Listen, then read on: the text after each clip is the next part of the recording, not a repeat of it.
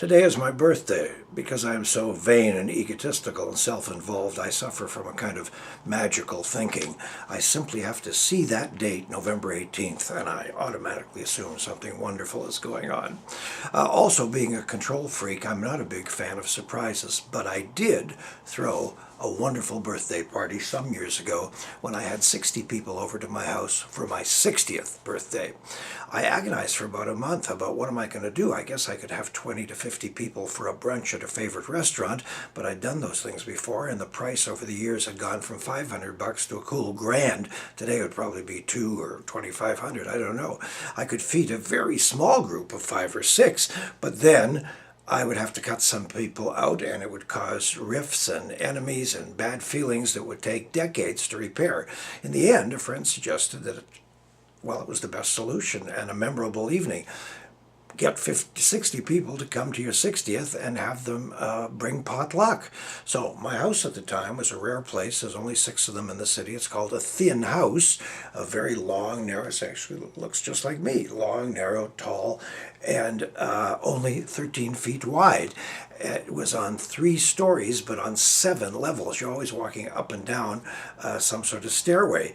So the first few days I lived there, I was always ending up on the wrong floor.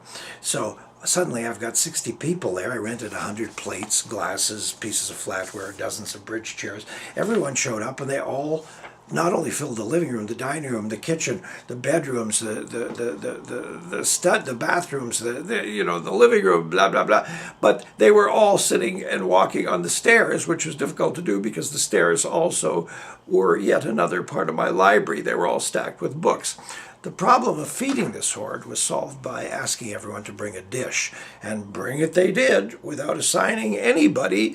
They brought salads, pastas, meats, veggies, beers, wines, and desserts, and somehow the natural course of individual taste and selection resulted in the perfect mix of everything a person could ask to eat or drink.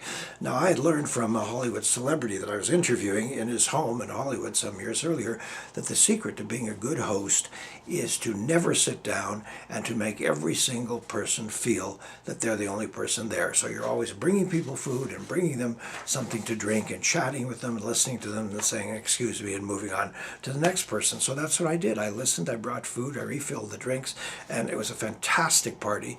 On top of all that, people brought birthday presents. So at midnight, when they'd all left, and I was just home with my son and 2 of my friends cleaning up while I luxuriated at the dining room table, opening all these surprise presents. Pickle. We really do need an excuse to celebrate, and why not birthdays?